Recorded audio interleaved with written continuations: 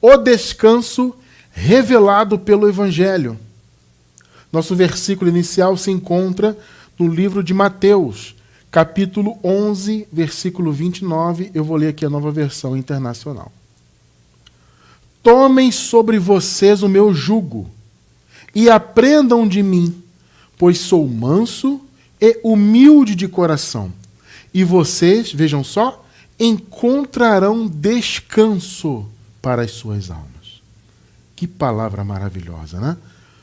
Igreja abençoada, povo santo, eleitos de Deus, mais do que vencedores em Cristo, selados com o Espírito Santo prometido por Deus, mais do que vencedores, abençoados com todas as bênçãos espirituais.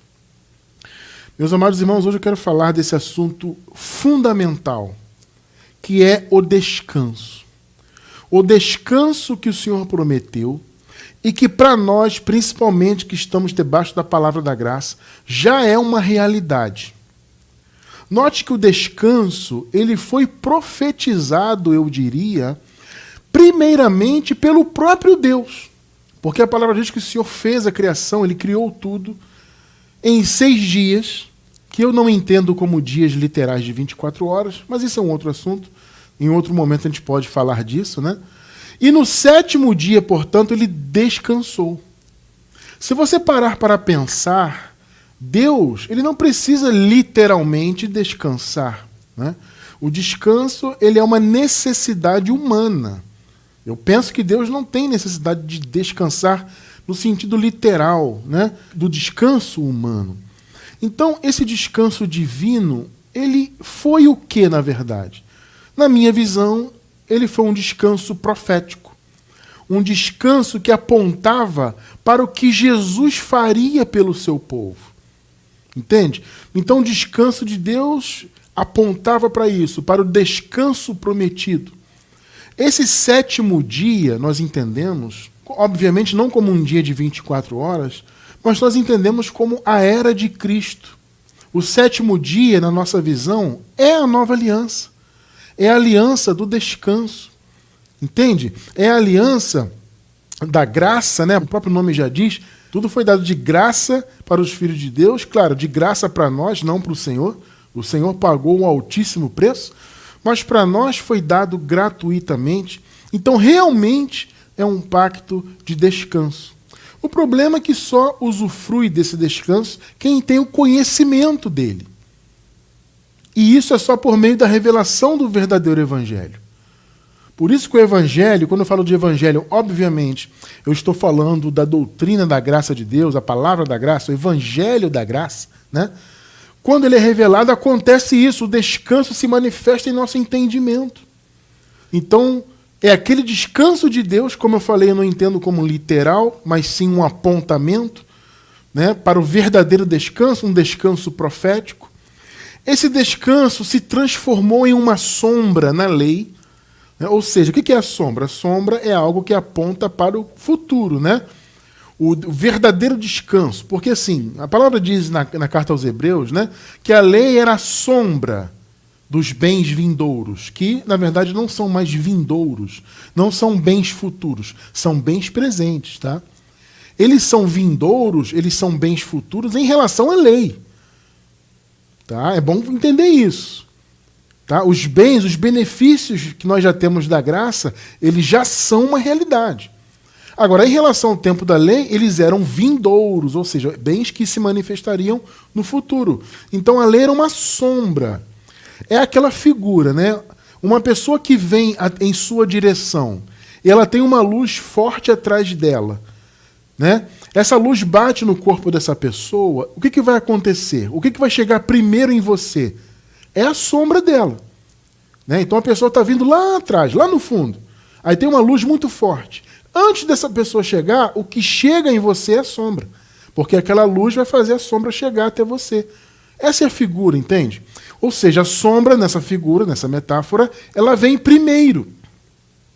Então a lei foi um pacto que se manifestou primeiro, mas dentro dessa metáfora veio como uma sombra apontando para a realidade. A realidade é quem? É Cristo. Entende? Então no caso da metáfora, a realidade é a pessoa que está vindo em sua direção. A sombra não é a realidade é a pessoa. Então a lei foi isso. As coisas feitas na lei apontavam para Cristo. Os sacrifícios eram um apontamento ao sacrifício de Cristo. Os cordeiros, por exemplo, que se matavam na Páscoa, né? que era um mandamento da lei, né? Então os judeus iam ali cumprir a lei, matavam o cordeiro, faziam a imolação do cordeiro. Aquele cordeiro era o cordeiro de Deus. Apontava para o cordeiro de Deus, que era Cristo. Vocês estão entendendo? Era sombra.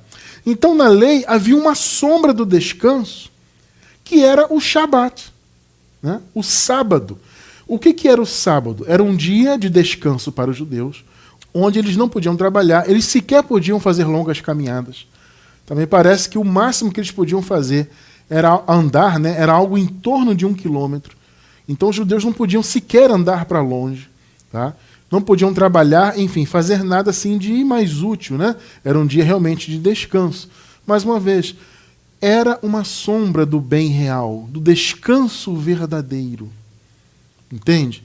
As pessoas não entendem isso hoje em dia, seguem com esse ritual de guardar esse sábado, que era dos israelitas, e as pessoas até hoje seguem guardando. Já vamos falar um pouquinho sobre isso, tá? E não é isso o descanso. O que você acabou de ler comigo aqui?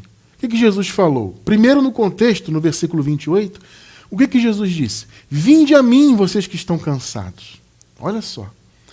Aliás, eu quero abrir um parêntese. Alguém pode dizer assim, irmão Cristiano, está vendo? Esse vinde a mim não é um apelo ao livre-arbítrio, né, das pessoas? Algumas pessoas pensam isso por quê? Porque elas isolam os versículos, as passagens do contexto, né?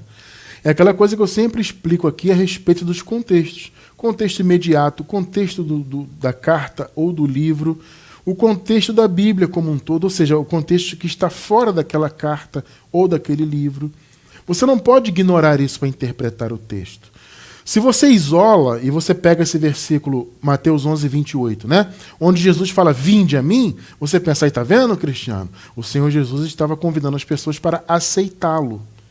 Ou seja, aceitar no sentido de decidirem por sua própria vontade se queriam ir até ele ou não. Só que, veja, não tem isso. Tá? Porque o que diz, fora do livro de Mateus, inclusive, no livro de João diz o quê?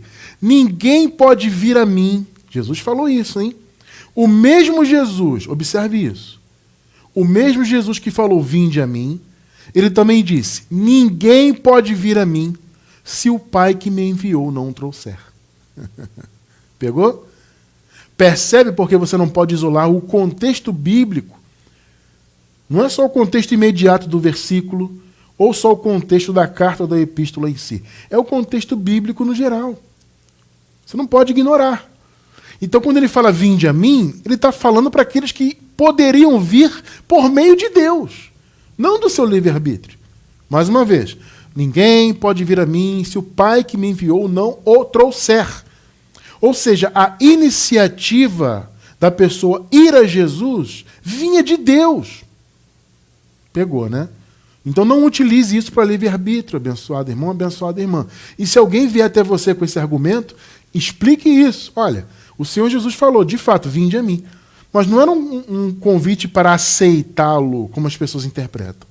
Ele estava falando aquilo para as ovelhas, que se sentiam cansadas, ou seja, os filhos de Deus, os eleitos que estavam ali ouvindo ele, que se sentiam cansados pelo jugo dos escribas e fariseus. Porque aquelas pessoas estavam submetidas ao peso do legalismo. Porque, veja, não era só questão da lei em si, era o legalismo. Entende? Porque Jesus também estava debaixo da lei. E Jesus, de Nazaré, também observava certos conceitos da lei. Só que o conceito dos escribas e fariseus era demasiadamente pesado, além do que deveria. Percebe? Então, não era só a lei em si, mas era o legalismo. Havia um peso muito grande. Então, o jugo era muito terrível. Então, Jesus falou, vocês estão cansados? Venham até mim. Claro, só poderia ir até ele quem Deus trouxesse. Bom, isso está claro, né? Fecha parênteses, então. Então, o Senhor convidou aquelas pessoas, que eram os filhos de Deus, que estavam cansadas daquele jugo pesado e terrível. O que é o jugo? O jugo é aquela peça de madeira que é feita para atrelar o animal, por exemplo, à carroça. né? Então, naquela época, por exemplo, quando eles utilizavam os bois para transportarem as carroças, os bois eram ligados por meio do jugo. Então, isso é o quê? Isso é uma figura de atrelamento, é uma figura de ligação, né? Porque o jugo ligava o animal ao fardo que era carregado ali nas carroças, né? Então, essa figura que Jesus está trazendo é justamente essa. Olha, vocês estão com o jugo dos escribas e fariseus, o jugo do legalismo, que é pesado, e o fardo é pesadíssimo. Então, o jugo não era suave, né? Então, nessa figura, o jugo machucava, né, por assim dizer. Assim, porque o jugo, quando ele não era bem feito, bem colocado, ele não era suave, ele machucava os animais. Entende? Essa é a figura. Então, Jesus falou, olha, vocês estão com esse jugo, vocês estão atrelados ao legalismo, né, dos escribas e fariseus, né, vocês estão atrelados a esse tipo de peso, a esse fardo que é pesadíssimo. Eu convido vocês que estão cansados a virem até mim, e vocês vão tomar sobre vocês o meu jugo. O que Jesus estava dizendo? Olha, vocês estão atrelados à doutrina dos escribas e fariseus, agora vocês vão estar atrelados à minha doutrina. Pegou? Que não era uma doutrina legalista. Então, por isso que o jugo era suave. E Jesus disse, o fardo é leve. Coisa linda, né? Percebeu? Ou seja, em outras palavras, Jesus estava ali oferecendo o que ele já era para aqueles irmãos ali, naquela época, e que seria, na verdade, para todo o povo de Deus. Ali Jesus estava manifestado como judeu para os judeus. Então ele era o descanso para os judeus naquela época. Mas ele seria o descanso, na verdade, para todo o povo de Deus, que aí inclui, claro, todos os filhos de Deus de todas as etnias.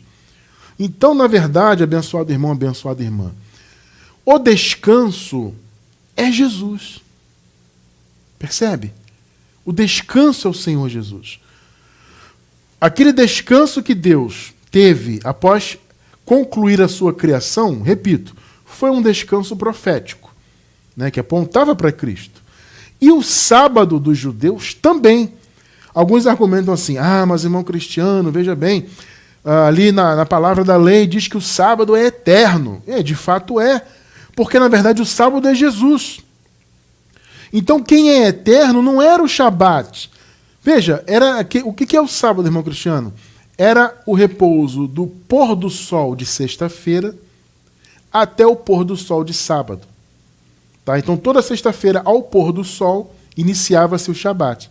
E aí os judeus entravam no descanso deles até o pôr do sol do sábado. Então, era um dia de 24 horas de observância desse descanso. Veja, esse descanso foi substituído por quem? Por Jesus. Você acabou de ver comigo aqui.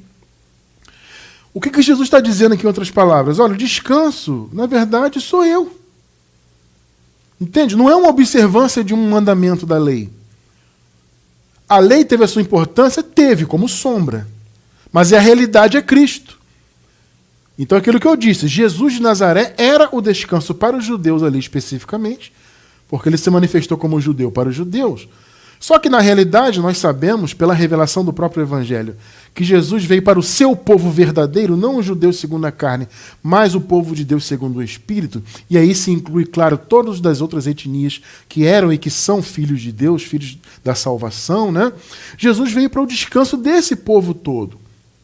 Mas ali ele estava especificamente falando com as ovelhas, no caso, os judeus ali, né? O povo dele segundo a carne. Então, a revelação grande que nós temos aqui é que o descanso é Jesus. Não é você observar um dia de 24 horas como os judeus faziam. Porque se você ficar observando um dia de 24 horas, você vai estar na sombra, irmão. E não na realidade. Vou dizer mais uma vez. A lei, os mandamentos da lei eram sombra dos bens futuros. Futuros em relação ao tempo da lei. Agora são bens presentes. Então, nós devemos viver a realidade. Eu não tenho que viver um descanso no sentido religioso, de ficar descansando literalmente um dia de 24 horas. Isso não faz sentido mais. No tempo da graça, não. O nosso descanso é o Senhor. O sábado é eterno? É, porque ele é Jesus agora.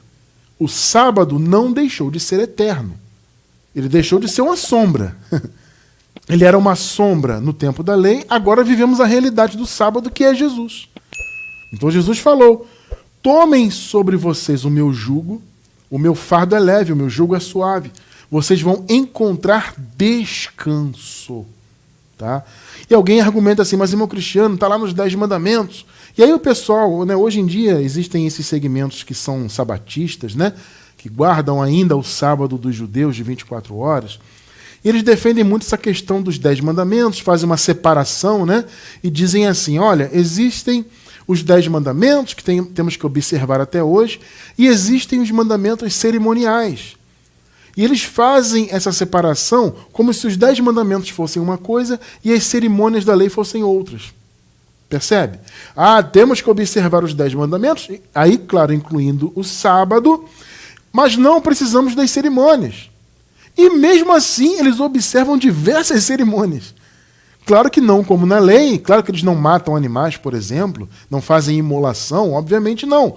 Mas acabam fazendo outras cerimônias, né? Enfim. Então, só que eu quero dizer o seguinte para vocês: biblicamente não existe esta separação.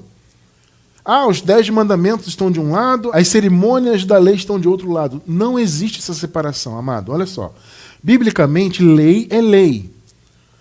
Então, eles fizeram essa separação e chamaram assim, a lei moral, isso é uma denominação dos sabatistas, né? E a lei cerimonial. Então, a lei cerimonial, nós não temos que nos preocupar com ela, mas a lei moral, sim, que seriam os 10 mandamentos. Como o sábado está incluído ali, então eu vou guardar o sábado. Observe o que Paulo fala sobre essa questão da lei e dos 10 mandamentos, inclusive. Olha só, 2 de Coríntios 3, versículos do 6 ao 9. Essa passagem é um clássico da graça, né? Eu vou ler mais uma vez para os irmãos, principalmente para quem não estudou isso ainda conosco. Vamos ler. Olha o que Paulo fala. Ele, o Senhor, né, nos capacitou para sermos ministros de uma nova aliança. Não da letra. A letra aqui, amado, o apóstolo Paulo está se referindo especificamente à letra da lei. Tá? Não da letra. Irmão Cristiano, que letra? A lei, os mandamentos da lei. Mas do Espírito. Então você vê que Paulo coloca a lei e o Espírito em paralelo, em oposição. Perceba, uma coisa está de um lado, outra coisa está do outro. Não se mistura a letra da lei com a direção do Espírito. Observe, não sou eu que estou falando isso, amado. Eu estou lendo na palavra. O Senhor nos capacitou para sermos ministros de uma nova aliança. Não da letra, porque a letra é antiga. Mas do Espírito, porque a nova aliança é a aliança do Espírito. Pois a letra mata. Porque a lei, amados, era um ministério de morte e de condenação. Vamos seguir a leitura? Mas o Espírito vivifica, né? Amém. Vamos seguir a leitura. 7. O ministério que trouxe a morte. Pegou, né? Ministério de morte. A letra mata. Pegou, né? Foi gravado com letras em pedras. Meu irmão, vamos lá. O que foi gravado com letras em pedras? Foram cerimônias da lei? Eu pergunto para você, foram cerimônias que foram gravadas com letras em pedras? Ou foi a chamada lei moral que os sabatistas falam? Os 10 mandamentos, eles não foram gravados com letras em pedras? Então o Paulo está se referindo exatamente aos 10 mandamentos da lei. O ministério que trouxe a morte. Não sou eu que estou falando, é a palavra. Esse ministério foi gravado com letras em pedras. Claro, depois que houve todo o desdobramento da lei, chegando aos famosos 613 mandamentos. Mas a princípio foram 10 mandamentos gravados com letras em pedras. O Paulo trata isso de ministério de morte. O ministério que trouxe a morte foi gravado com letras em pedras. Mas esse ministério veio com tal glória que os israelitas não podiam fixar os olhos na face de Moisés por causa do resplendor do seu rosto, ainda que desvanecente. Observe esse detalhe. O que é, irmão Cristiano, esse negócio de desvanecente? É algo que vai se apagando devagarzinho. Vai se apagando de pouco a pouco. Vai desvanecendo. Então, uma luz que está muito clara, e ela vai diminuindo, diminuindo, até que se apaga. Olha a figura que Paulo usa. Ele está dizendo o seguinte, gente, a lei teve a sua glória? Teve, claro que teve. Mas ela foi um ministério de morte. Foi gravada com letras em pedras. E foi uma glória que era uma glória desvanecente, ou seja, uma glória transitória. Era uma luz que iria se apagar, em outras palavras. E já se apagou, porque o fim da lei foi Cristo. Estão percebendo? Versículo 8. 8 e 9. Não será o ministério do Espírito ainda muito mais glorioso? Claro que é. Óbvio que a nova aliança é incomparavelmente mais gloriosa. Se era glorioso o ministério que trouxe condenação, então, amados, o ministério que foi gravado com letras em pedras foram os 10 mandamentos. Paulo chama esses 10 mandamentos de ministério de morte e de condenação. Bom, muito bem. Quanto mais glorioso será o ministério que produz justiça. Percebeu? Então, esse argumento de que os 10 mandamentos eram, e são, no caso seriam, né, até hoje, a lei moral, não faz sentido. Não tem lei moral, lei cerimonial. Veja, existem aspectos morais e aspectos cerimoniais. Mas isso na mesma lei, dentro do mesmo bojo. Não está separado. É importante entender isso. Uma coisa é haver aspectos. Tem um aspecto moral, um aspecto cerimonial. Mas lei é lei. Foi gravada com letras em pedras. Ministério de morte e de condenação. Então, amado, você não pode viver cumprindo o ministério de morte e de condenação. Mas, irmão Cristiano, eu não tenho que ter a moral de Deus. Veja, amado, você tem a direção do Espírito. Você não precisa de 10 mandamentos. O que a palavra disse lá na profecia de Jeremias sobre a nova aliança? Que Deus escreveria as suas leis no coração do seu povo. Diferentemente da primeira aliança, que foi na pedra. A nova é no coração. Ou seja, a direção que nós temos de Deus, pelo Espírito Santo que habita em nós, são esses mandamentos. Você percebe? Você não precisa de uma lista de regras gravadas em pedra ou no papel, ou onde quer que seja. Você não precisa seguir os 10 mandamentos na letra. Você tem que ser sempre direcionado pelo Espírito. Se você for direcionado pelo Espírito, você vai sempre cumprir qualquer mandamento de Deus. Até porque a palavra diz que o amor resume toda a lei. Percebe o ponto? Então vocês não têm que estar preocupados em seguirem os 10 mandamentos na letra. Você tem a direção do Espírito, você acabou de ler comigo. O ministério do Espírito é muito mais glorioso do que foi o ministério de morte e de condenação. Esse que veio glorioso na face de Moisés, mas era uma glória transitória. Então essa coisa de você ficar guardando um sábado de 24 horas não faz sentido. Na verdade, isso é uma afronta. Porque você está deixando de viver a realidade, que é Cristo, para viver na sombra, que é a lei. E observe uma coisa. Irmão Cristiano, então você está dizendo que o domingo se tornou descanso? Não. Nem sábado, nem domingo. Porque tem esse raciocínio também no meio protestante, né? No meio católico também, aliás, né? Existe esse raciocínio aí, que o domingo teria substituído o sábado. Não. Como descanso, no caso, né? Não houve isso. Quem substituiu o sábado foi Jesus. Ele é o nosso sábado. Ele falou para as ovelhas, vinde a mim que em mim vocês vão encontrar descanso. Então não é um sábado de 24 horas. E também não é um domingo. É Jesus. É Jesus. Porque se você ficar debaixo de obras da lei, meu irmão, você nunca vai evoluir no conhecimento. Se você ficar dependente de cerimônias, de guardar dias especiais dos judeus, você nunca vai crescer na graça. Entende? A sua mente vai estar sempre envolvida com o cerimonialismo, sempre um passo atrás do evangelho. Amado, isso é maldição. Gálatas 3, do 10 ao 12. Já os que são pela prática da lei estão debaixo de maldição. Pois está escrito, maldito todo aquele que não persiste em praticar todas as coisas escritas no livro da lei. Percebeu? Debaixo de maldição. Amado, tem maldição maior do que você estar vivendo no tempo da graça, ou seja, cronologicamente. Todas as pessoas estão na graça, em termos cronológicos, né? Só que na sua mente você está com a mente cerimonial da lei. Ou seja, você está no tempo da graça, mas está vivendo na sua mente no tempo da sombra. Percebe? 11. É evidente que diante de Deus ninguém é justificado pela lei, pois o justo viverá pela fé. 12. A lei não é baseada na fé. Em algumas versões aparece assim, a lei não é da fé, não pertence à fé. Entendeu, amado? A fé é ministério do Espírito. A lei é ministério de morte e de condenação. É a letra que matava e que mata até hoje do ponto de vista da mente, né? Mata o entendimento, vamos dizer assim, entre aspas, né? A lei não é baseada na fé, não tem nada a ver. Ou você vive pela fé ou vive debaixo da lei. Pelo contrário, quem praticar estas coisas, ou seja, a lei, por elas viverá. E aí se vive debaixo da lei, vive nessa maldição. Vive sempre em condenação, né, com a sua mente, sempre com a má consciência, sempre se achando debaixo do pecado, sempre em dívida com Deus, sempre achando que Jesus vai voltar e que a pessoa vai ficar, ou seja, vai perder a salvação, que é um conceito absurdo, não faz nenhum sentido isso aí.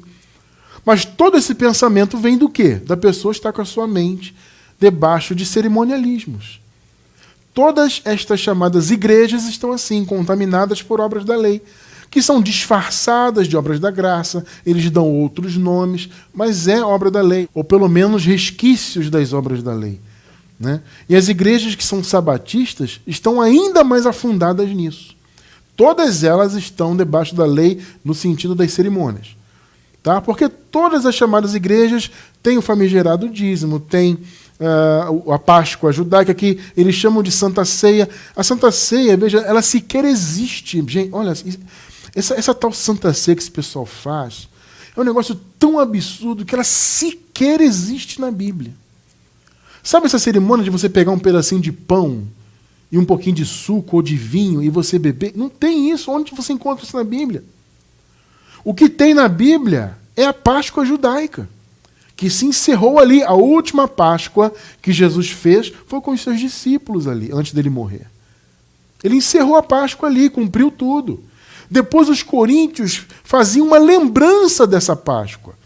Entende? Os coríntios faziam uma festa de comes e bebes, e durante essa festa eles faziam ali a lembrança do pão, do vinho, etc.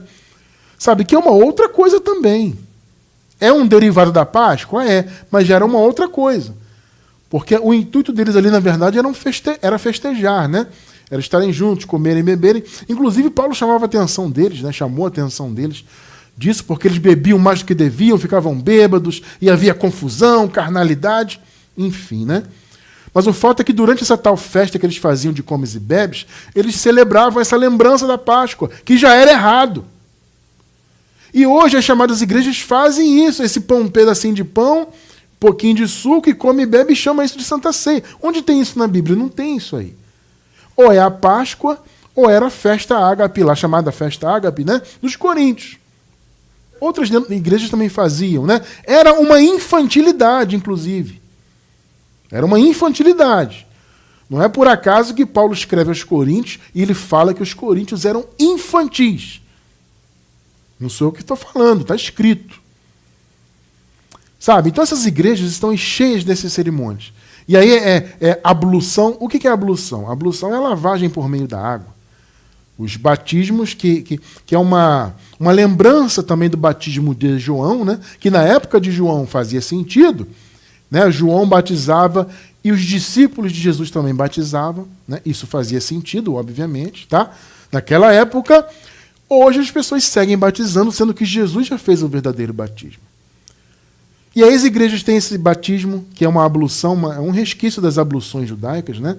Lavagem por meio da água, lavar a carne por meio da água. Na verdade é isso, no final das contas, né?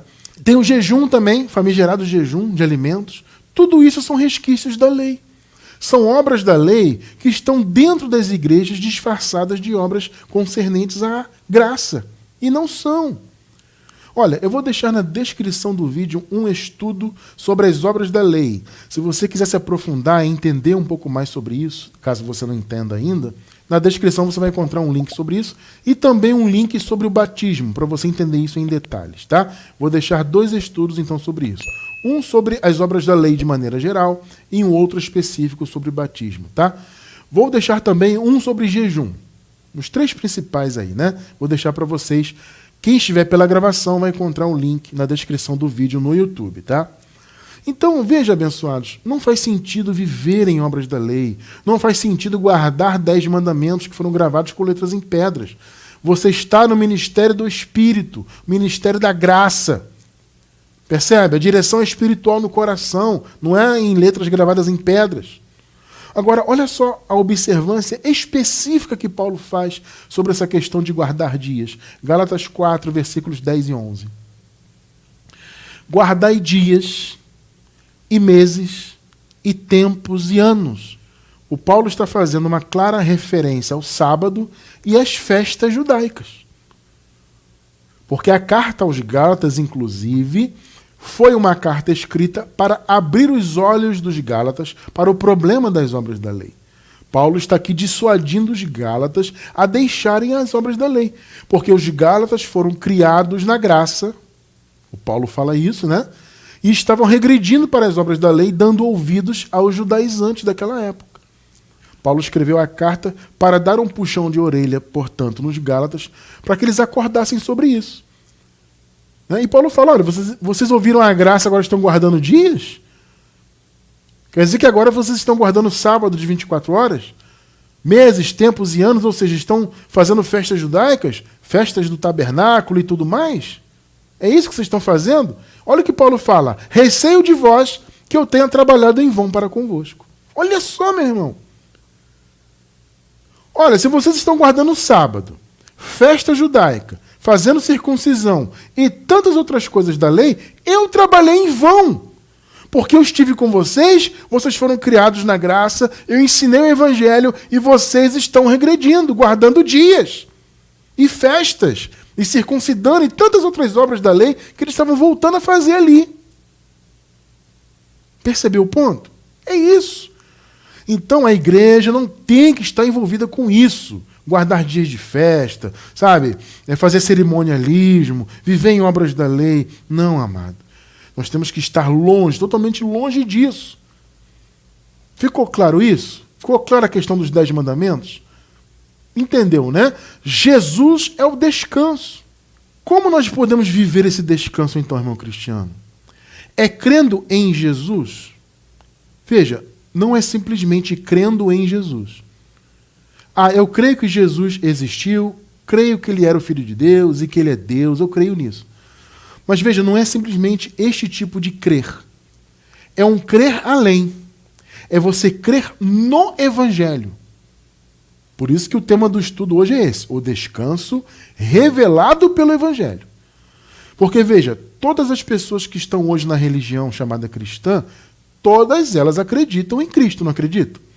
Elas creem que ele existiu, elas creem que ele é Deus ou Filho de Deus. Então, Jesus é o Filho de Deus.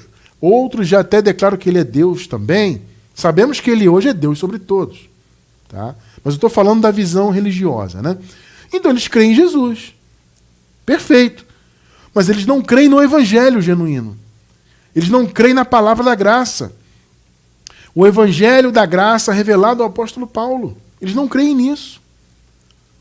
Então, para você usufruir do descanso prometido, tem que crer, mas não é crer somente que Jesus existiu e que existe e que é Deus.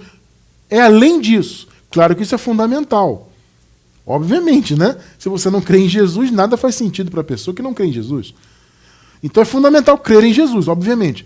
Mas é além de crer em Jesus, é crer em Jesus e no seu Evangelho. Porque o Evangelho da graça é a palavra de Cristo. É o Evangelho de Jesus Cristo ressuscitado que ele confiou primeiro ao apóstolo Paulo. Então, havia um descanso prometido e esse descanso é vivenciado, pode e deve ser vivenciado pelos filhos de Deus que creem no Evangelho. Observe o seguinte, Eu vou ler agora um trecho da carta aos Hebreus. Antes de lermos, vamos observar o contexto da carta. A carta aos Hebreus, o motivo da carta, era dissuadir os destinatários da carta, no caso os hebreus, que eles abrissem mão da vivência da lei. Era dissuadi-los a isso, a abrir mão de obras da lei, da dependência cerimonial da lei, para que vivessem plenamente em Cristo. Pode observar, meu irmão, se você pegar a carta aos Hebreus e você ler criteriosamente, você vai observar ali o texto sempre colocando Jesus em paralelo com Moisés. A nova aliança em paralelo com a antiga e sempre colocando Jesus e a nova aliança como superiores a Moisés. Pode perceber isso. É tremendo. Então o motivo da carta é esse. É fazer as pessoas que leriam aquela carta, fazê-las entenderem que elas não precisavam das obras da lei. Porque, veja, os judeus, mesmo quando criam em Jesus, né, eles acreditavam que Jesus era o Messias, recebiam a mensagem de Jesus, ótimo. Mas eles continuavam praticantes da lei, dependentes das obras da lei. No livro dos Atos dos Apóstolos, por exemplo, tem aquele trecho, né, que o pessoal da parte de Tiago, juntamente com Tiago, fala para Paulo assim: Paulo, vê os irmãos que creem aí entre os judeus. Todos eles creem, mas são zelosos da lei. Ou seja, eles creem em Jesus, mas seguem zelosos da lei. Então a carta aos Hebreus tinha fundamentalmente esse intuito. Fazer aquelas pessoas entenderem que elas não precisavam mais de Moisés. Jesus era superior a Moisés e, consequentemente, a nova aliança que veio por Jesus era superior à antiga. Inclusive, a carta aos Hebreus apresenta Jesus também, e obviamente ele é, superior a Abraão. Porque, amados, Moisés e Abraão eram personagens muito importantes para os israelitas, muito respeitados, né? Então, a carta veio apresentar Jesus como superior a tudo. Então, se você está em Cristo e você crê nele, você não precisa de obras da lei, de cerimonialismos, etc. Fundamentalmente, o intuito da carta era esse. Agora, com esse entendimento, quando você lê, por exemplo, trechos como esse agora que vamos ler, você entende o intuito de quem está escrevendo. Olha só, Hebreus 4, versículos do 1 ao 3. Visto que nos foi dada a promessa de entrarmos no descanso de Deus. Observe que o texto aqui aponta para aquela promessa que foi feita aos israelitas lá do passado. Vocês se lembram disso? Dos israelitas que saíram do Egito, né? Foram libertos e entraram no deserto. Eles receberam a promessa de uma terra de descanso, a terra prometida, né? Só que eles foram desobedientes, eles foram rebeldes a Deus. Então Deus ficou irado e falou o quê? Não entrarão no meu descanso. Se referindo àqueles israelitas lá. Tá? Então aqui o apóstolo usa isso como uma figura, como base do seu raciocínio, para aquelas pessoas entenderem a importância de entrar no descanso. Entendeu o ponto? Então, muito bem. Visto que nos foi dada a promessa de entrarmos no descanso de Deus, temamos que algum de vocês pense que tenha falhado. 2 e 3. Pois as boas novas foram pregadas também a nós, tanto quanto a eles. Eles aqui são os israelitas, tá? Aqueles do passado. Nós ouvimos as boas novas, foram pregadas para nós, tanto quanto a eles. Ué, irmão Cristiano, os israelitas ouviram o evangelho? Amados, o sentido de boas novas aqui é de boa notícia, né? E eles, de fato, receberam uma boa notícia. Claro que eles não receberam o evangelho em si. Eles receberam a boa notícia da terra prometida. São boas notícias distintas, né? Em contextos diferentes. Tá? Então aqui, o texto diz o seguinte: as boas novas foram pregadas para nós, também para eles. Foram boas novas distintas, mas foram pregadas boas novas para ambos os grupos. Né? Mas a mensagem que eles ouviram não lhes valeu, pois não foi acompanhada de fé por aqueles que a ouviram. Então eles ouviram, mas eles foram rebeldes, não tiveram fé, não acreditaram. Esse é o ponto. Pois nós, os que cremos, olha só, é que entramos naquele descanso. Tremendo, né? Hã? O que o texto está dizendo aqui? Aquele descanso prometido se manifesta agora para os que creem. Eles não entraram na terra prometida lá porque eles foram rebeldes, eles não creram. Percebeu? Eles receberam as boas novas, que foi a notícia da terra prometida, mas eles não creram, foram rebeldes. Nós que cremos, então, entramos naquele descanso prometido. Olha que palavra bonita, né? Veja, não está falando literalmente de uma terra prometida, fisicamente. É o descanso de Deus, é o descanso das obras. Veja, Deus não descansou das suas obras? Descansou, né? Eu coloco entre aspas, como eu disse no início, né? Eu não entendo Deus necessitando de um descanso literal. Tá? Essa é uma necessidade humana. Aquele descanso de Deus foi profético. Então Deus fez a sua obra de criação durante 6 dias e no 7º ele descansou. Percebeu, né? Ou seja, é um descanso em relação às obras. Observe isso. Tá? É um descanso em relação às obras. Então o que está dizendo aqui? Os que creem recebem o descanso das obras, recebem, entre aspas, a terra prometida, que no nosso caso é Cristo, é a graça, é o novo pacto, por aí vai. Percebe? Então, veja, é mais do que crer em Jesus. Eu estou repetindo isso aqui também, é importante frisar. Porque esse grupo aqui que recebeu essa epístola, amados, eles já criam em Jesus. Essa epístola foi escrita para pessoas que já acreditavam em Jesus. Por isso que eu falei agora há pouco, é mais do que acreditar em Jesus. Ah, Jesus é o Messias, Jesus é Deus. Esse crer tem que existir, ele é fundamental. Só que entrar no descanso é um crer, mas um crer no Evangelho. É um crer na graça. É um crer na superioridade do novo pacto. Percebe? É um crer além. Mais uma vez, qual é o motivo da carta? Fazer as pessoas entenderem que Jesus, e consequentemente a nova aliança, eram superiores a Moisés e a antiga aliança. Então o intuito aqui nesse capítulo é esse também. Olha, vocês vão crer no Evangelho. Vocês vão crer que a nova aliança é superior. Pegou? Esse é o ponto. E aí vocês vão encontrar o descanso prometido. Quando você crê no Evangelho, quando você crê na superioridade da nova aliança, você encontra descanso. Percebeu o ponto? Amados, olha, durante muitos anos nós cremos em Jesus. Eu passei muitos anos na religião antes de começar a caminhar na graça, e eu acreditava em Jesus. Mas eu não acreditava além disso. Ou seja, eu não acreditava no verdadeiro evangelho porque não me tinha sido revelado. Então eu não estava no descanso. Eu vivia desesperado com medo de Jesus voltar a ficar. Eu vivia com a minha mente sempre com má consciência. Por mais que eu fosse um religioso ferrenho, e que eu era, sabe, um religioso daqueles ali, eu era sempre, depois que eu passei a me envolver, né, de fato, porque eu estou na religião praticamente desde criança de colo.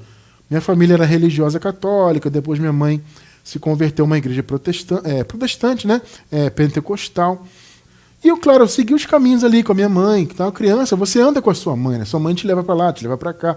Então eu frequentava a igreja ali, mas eu não tinha muito aquela consciência, né? Participava do grupinho das crianças, aquela coisa toda, mas ficava nisso. Mas quando eu passei a me entender como gente, né, como se diz no ditado, eu cresci, comecei a me envolver mais, pré-adolescente, né? Comecei a aprender a tocar instrumentos musicais, a ter responsabilidade na chamada igreja, percebe? Eu me envolvi ali. Eu cria em Jesus, mas eu não cria na graça. Eu não entendi, eu sequer sabia que havia esse conceito de lei e graça, sabia nada disso. Então eu não descansava. E aí quando eu comecei a ter essa consciência, veio logo a consciência de pecado, consciência de condenação. Se Jesus voltar, eu vou ficar, eu tenho que pagar o preço para ser salvo, para ser abençoado. Sabe, era uma vida realmente assim, terrível, né? Neste sentido. O pensamento meu, né, o creio de todo religioso, era esse. Vivia sempre pensando nisso, nesse peso, é o próprio jugo que Jesus falou, né? O fardo pesado, o jugo que não era suave, pelo contrário, né?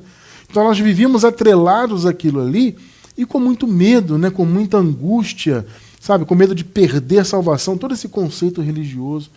Ou seja, eu não descansava. Gente, olha só, a vida religiosa não é uma vida de descanso. Pelo contrário. Porque só entra no descanso quem crê. Mas quem crê em quê, irmão Cristiano? Quem crê em Jesus? Também, mas mais do que isso, quem crê na nova aliança.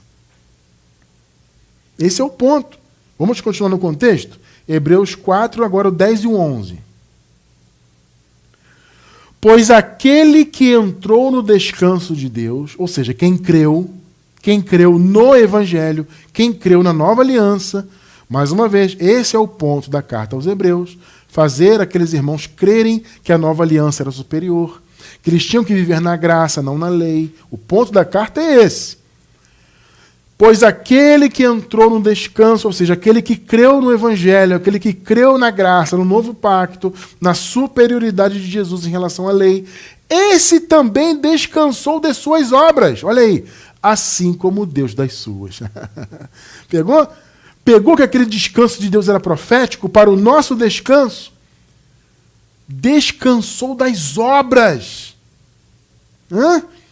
Nós, na época religiosa, vivíamos em obras. Jejuns, sacrifícios, tipos de roupa específicas religiosas, né? E sobe monte, e sacrifica, e Santa Ceia. E, enfim, vivíamos naquele mover, né? Religioso, nas obras, nos sacrifícios. Quando você creu no Evangelho da Graça, o que aconteceu com você?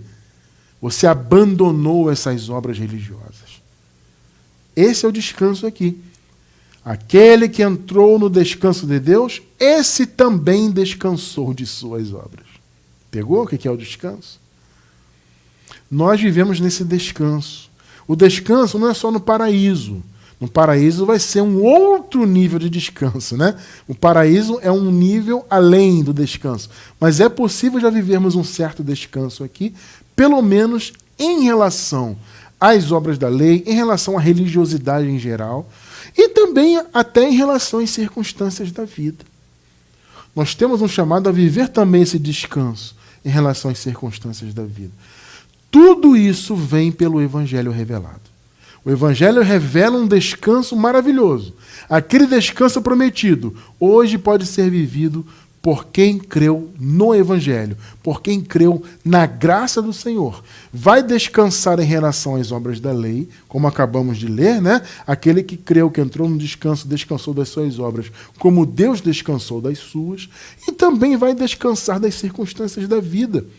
Porque a nova aliança também revela uma fé superior, poderosa, que também nos mantém nesse dia a dia, nos ajuda em nossa caminhada. Quero ler com vocês um trecho muito maravilhoso, um trecho de fé. Olha só, Mateus 8, do 23 ao 26. Entrando ele no barco, ele, Jesus, seus discípulos o seguiram. De repente, uma violenta tempestade abateu-se sobre o mar, de forma que as ondas inundavam o barco. Jesus, porém, o quê? Dormia. Jesus descansava. Pegou? O mar está sacudindo. A circunstância está terrível. Mas Jesus estava descansando. 25 e 26. Os discípulos foram acordá-lo clamando: Senhor, salva-nos, vamos morrer. Ele perguntou: por que vocês estão com tanto medo, homens de pequena fé? Então ele se levantou e repreendeu os ventos e o mar, e fez-se completa bonança. Percebe? Percebe? Jesus, o Criador de todas as coisas, ordenou a criação. Criação, fique quieta. Palavra, né? Isso é uma metáfora para os dias de hoje? É. Muitas das vezes o vento bate, o vento sacode. Mas Jesus descansava. Pegou? Ah, Cristiano, mas eu não sou Jesus. Ué, mas você tem ele dentro de você. Você é guiado por ele, você é filho dele. Percebe? Você tem a palavra dele na sua boca. Percebeu, né? Então, esse é um chamado a você também descansar de circunstâncias. O Evangelho nos revela um descanso pleno. O descanso das obras da lei, o descanso dos sacrifícios cerimoniais. Percebe? De todo esse cerimonialismo, de toda essa religiosidade, quem creu no Evangelho descansou de suas obras, como acabamos de ler, e também descansamos em relação às circunstâncias. Sabe por quê? Porque Jesus está em nosso barco. Você crê nisso? Jesus está no nosso barco. E se ele está dormindo, nós podemos dormir com ele também. Ou seja, se ele está descansando, nós também podemos descansar junto com ele. É um descanso pleno revelado pelo Evangelho. Percebe? Eu quero encerrar esse estudo maravilhoso de hoje com Salmos, um clássico, né? Salmos 91, versículo 1. Olha que palavra profética. Aquele que habita nos esconderijos do Altíssimo, à sombra do Onipotente descansará. Que palavra, hein? Eu digo para você, meu irmão, para você, minha irmã, nós já nascemos no esconderijo do Altíssimo. Você já está lá espiritualmente, eu estou, nós estamos protegidos, guardados pelo esconderijo do Senhor. E nós podemos então, uma vez que estamos guardados por Ele, uma vez que Ele está em nosso barco, uma vez que já cremos no Evangelho verdadeiro da graça, podemos descansar em todos os sentidos. E aí se cumpre essa palavra profética em nossas vidas. Amém, abençoados? Entenda isso. Você foi chamado a descansar. Então você que está vindo para a graça agora, você está novo na graça, não tenha medo de descansar. Muitos irmãos até têm esse medo ainda. Irmão Cristiano, olha, eu estou ouvindo a graça, eu estou feliz, estou entendendo, mas eu tenho medo de romper com o templo. Porque se eu sair do templo de pedra, como é que eu vou fazer? Será que eu vou me afastar de Deus? As pessoas têm esse medo. Irmão Cristiano, será que se eu não jejuar, eu vou vou conseguir me santificar? Sabe? Porque a pessoa está nova na graça ainda. Então tem essas preocupações. Eu vou dar um exemplo de experiência minha. Eu convivi e convivo com uma pessoa que há muitos anos atrás ouviu a graça por meu intermédio e essa pessoa creu. É realmente, Cristiano, poxa, graça não tem jeito, né? Está na Bíblia, está escrito. O problema é que eu não consigo romper porque eu não consigo deixar de tomar Santa Ceia. Essa pessoa falou para mim, olhando no meu olho. Eu ainda não rompi com o sistema lá porque eu não consigo, Cristiano. Eu acho que se eu não tomar Santa Ceia vai ficar faltando alguma coisa, vai... Entende? Isso é falta de descanso. É claro que hoje essa pessoa não está mais nessa situação. Há muitos anos. Já foi liberta totalmente. Mas isso é uma experiência para muitos irmãos que estão começando na graça agora. Estão na graça, estão crendo no Evangelho, ou seja, estão com tudo para viverem no descanso, né? Porque o descanso é para quem crê. Não lemos agora há pouco isso aqui? Pois é, muitos irmãos estão nessa situação, mas ainda faltam esses detalhes. Está preso no templo, está preso no jejum, na Santa Ceia, nisso e naquilo.